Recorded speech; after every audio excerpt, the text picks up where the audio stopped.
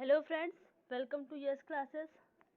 Friends, आज हम पढ़ने वाले हैं भारतीय संविधान के दो महत्वपूर्ण टॉपिक, आपातकाल और पंचायती राज व्यवस्था के वन लाइन प्रश्नों को।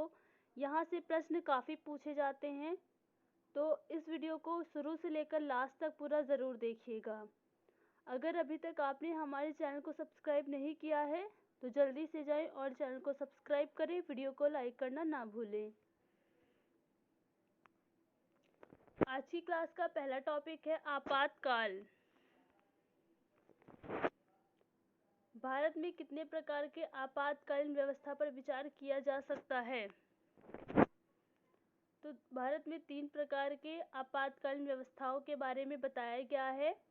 पहला है राष्ट्रीय आपातकाल, दूसरा है वित्तीय आपातकाल और तीसरा है राष्ट्रपति शासन। इनको आगे देखते हैं।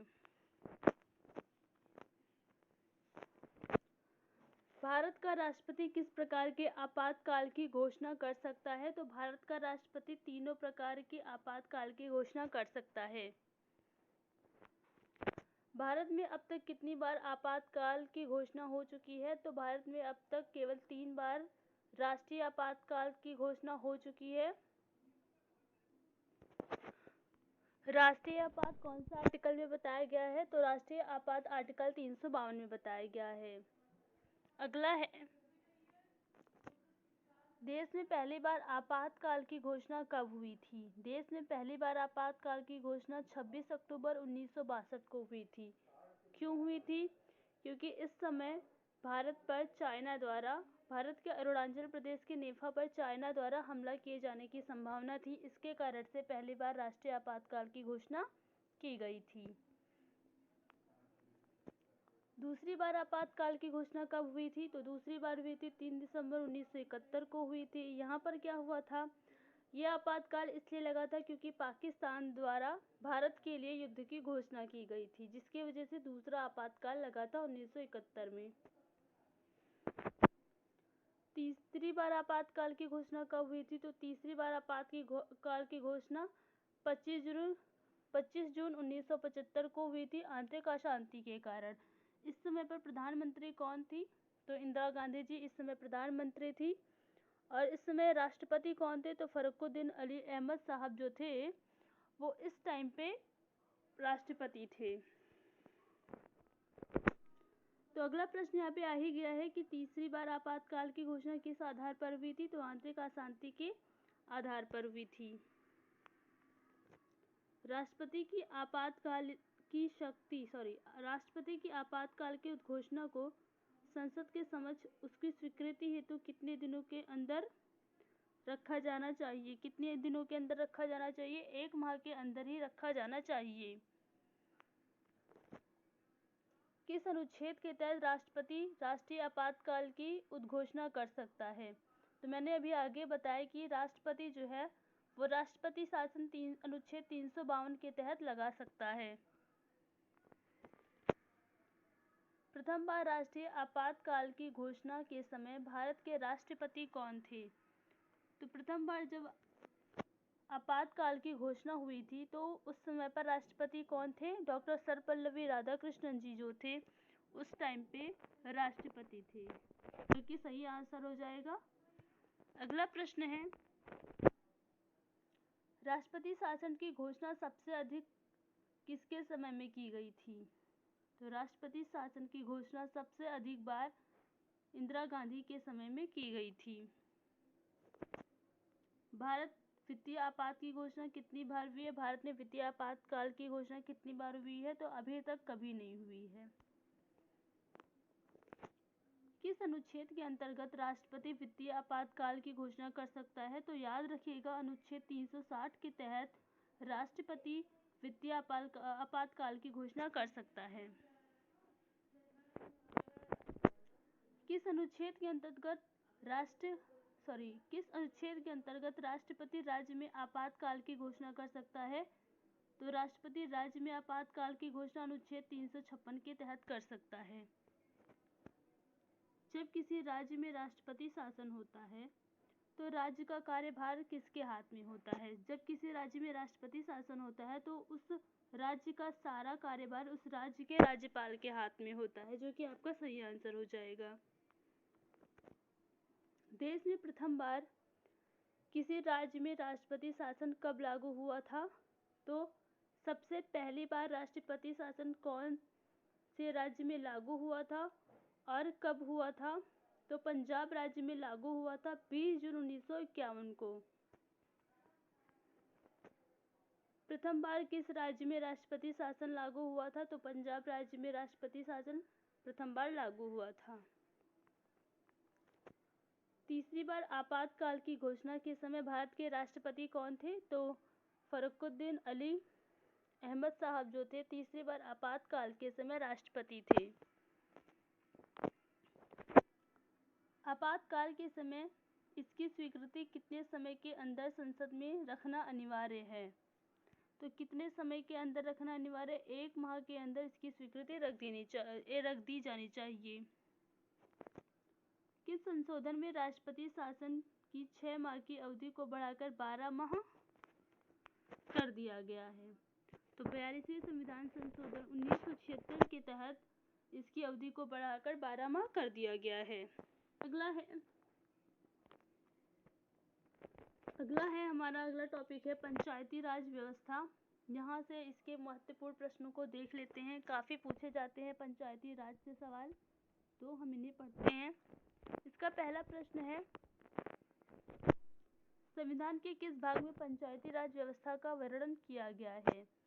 तो कौन से भाग में किया गया है? भाग 9 में पंचायती राज व्यवस्था का वर्णन किया गया है। अगला प्रश्न देखते हैं, अगला क्या है? पंचायती राज व्यवस्था किस पर आधारित होती है? पंचायती राज व्यवस्था सत्ता के विकेंद्रीकरण पर आधारित होती है। पंचायती राज का मुख्य उद्देश्य क्या है? इसका मुख्य उद्देश्य होता है जनता को प्रशासन में भागीदारी योग्य बनाना। अगला है, किसके अंतर्गत पंचायती राज व्यवस्था का वर्णन किया गया है? तो किसके अंतर्गत किया गया है? राज्य के नीति निर्देशक तत्व के द्वारा इसका वर्णन किया गया है। संविधान के किस संशोधन द्वारा पंचायती राज संस्थाओं को संवैधानिक दर्जा दिया गया था? तो वो कौन सा संविधान संशोधन था जिसमें पंचायती राज को संवैधानिक दर्जा दिया गया था? तो यहाँ पे सही कर लीजिएगा, 73वां संविधान संशोधन 1992 के तहत पंचायती राज को संवैधानिक दर्जा दिया गया था।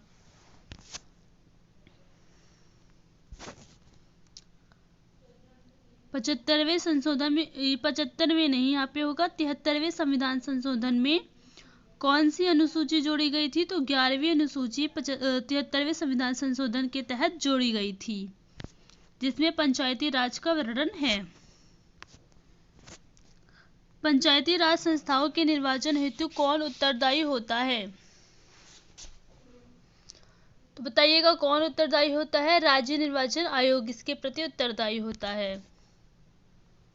भारत में पंचायती राज अधिनियम कब लागू हुआ था? तो भारत में पंचायती राज अधिनियम 25 अप्रैल 1993 को लागू हुआ था। सर्वप्रथम पंचायती राज व्यवस्था कहाँ लागू की गई थी? तो राजस्थान के नागौर जिले में 2 अक्टूबर 1959 को पंचायती राज व्यवस्था लागू की गई थी। इस क्वेश्चन को थोड़ा स्टार कर लीजिएगा, क्योंकि ये क्वेश्चन ना काफ़ी बार पूछा जाता है कि सर्वप्रथम पंचायती राज कहाँ पर लागू किया गया था? तो राजस्थान के नागौर जिले में। और कब लागू किया गया था? 2 अक्टूबर 1959 को लागू किया गया था। अगला है, राजस्थान में पंचायती राज व्यवस्था कब लागू हुई थी? तो वही है 1959 को राजस्थान में पंचायती राज व्यवस्था लागू हुई थी।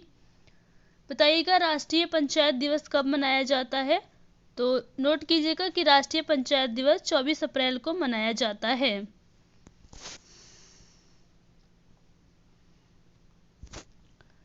देश के सामाजिक व सांस्कृतिक उत्थान के लिए कौन सा कार्यक्रम किया गया है? तो सामाजिक और सांस्कृतिक उत्थान के लिए सामुदायिक विकास कार्यक्रम का आयोजन किया गया था। भारत में सामुदायिक विकास कार्यक्रम कब आरंभ हुआ था? तो 2 अक्टूबर 1992 को यह आरंभ हुआ था। अगला है,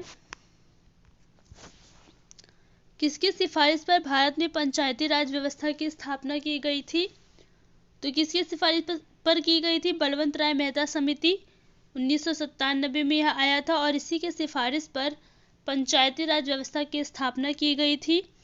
और इसमें कितने स्तर की बात की गई है? तो इसमें त्रिस्तरीय ढांचे की बात कही गई है। पहले स्तर पर क्या बताया गया है? तो ग्राम स्तर पर पहला है, दूसरा था खंड या ब्लॉक स्तर पर, तीसरा था जिला स्तर पर।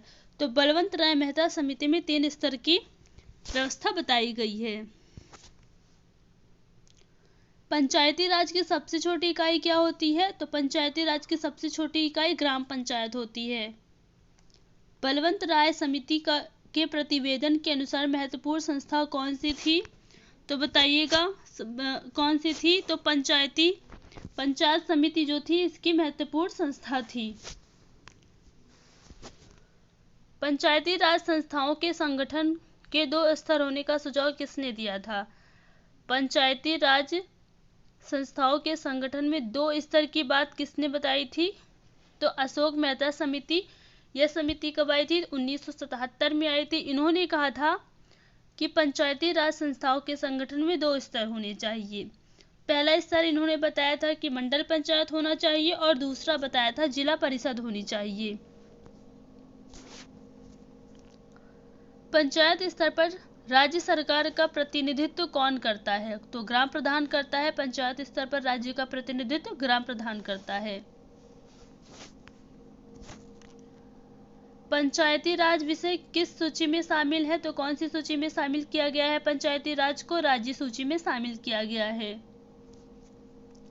पंचायत चुनाव के लिए उम्मीदवार की आयु कितनी होनी चाहिए? तो पंचायत में चुनाव लड़ने के लिए किसी भी व्यक्ति की कम से कम 21 वर्ष का होना उसका आवश्यक है। 21 वर्ष की आयु होनी चाहिए।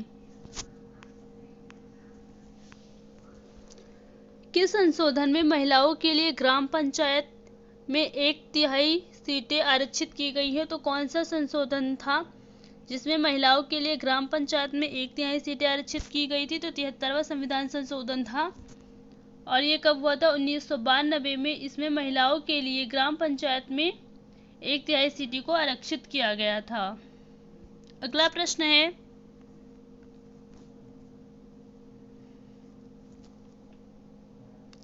पंचायती राज संस्थाएं अपनी निधि हेतु किस पर निर्भर है? तो अपनी निधि हेतु किस पर निर्भर है? पंचायती राज संस्थाएं सरकारी अनुदान पर निर्भर करते हैं। एक विकास खंड पर पंचायत समिति कैसी होती है? तो विकास खंड पर पंचायत समिति एक प्रशासकीय अभिकरण होता है। भारत में पहला नगर निगम कहाँ स्थापित किया गया था? तो भारत में पहला नगर निगम चेन्नई में स्थापित किया गया था, जो कि आपका सही आंसर हो जाएगा। अगला प्रश्न है, ग्राम पंचायतों की आय का स्रोत क्या होता है? तो ग्राम पंचायत में जो आय का स्रोत है वो मेले व बाजार के में जो वो कर लेते हैं वहीं से ग्राम पंचायतों की आय का स्रोत आता है। तो मेले व बाजार कर इसका सही आंसर हो जाएगा। किस राज्य में पंचायती राज प्रणाली नहीं है? तो अरुणाचल प्रदेश एक ऐसा राज्य है जहां पर अभी भी पंचायती राज प्रणाली नहीं है। अगला है, पंचायती राज प्रणाली में ग्राम पंचायत का गठन किस स्तर पर होता है? तो बताइएगा, पंचायती राज प्रणाली में पंचायत का गठन किस स्तर पर होता है? तो ग्राम स्तर पर होता है, जो कि सही आंसर हो जाएगा। अगला प्रश्न है, पंचायती राज संस्था का कार्यकाल कितना होता है? तो बताइएगा, पंचायती राज संस्था का कार्यकाल 5 वर्ष का होता है।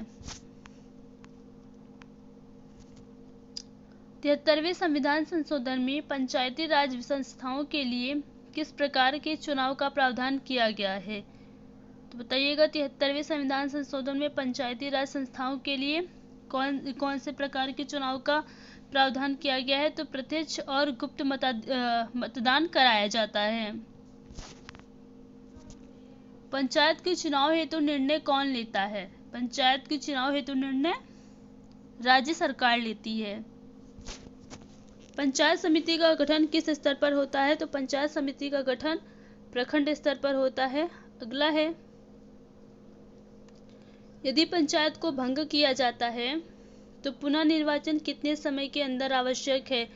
यदि पंचायत को भंग कर दिया जाए तो पुनः निर्वाचन कितने समय के अंदर हो जाना चाहिए? आवश्यक रूप से कितने समय के अंदर हो जाना चाहिए? तो 6 माह के अंदर आवश्यक रूप से पंचायत का जो है समय पुनः निर्वाचन वो हो जाना चाहिए, 6 माह के अंदर हो जाना चाहिए।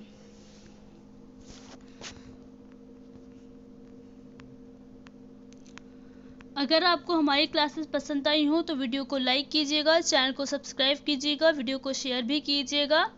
धन्यवाद, मिलते हैं नेक्स्ट वीडियो में।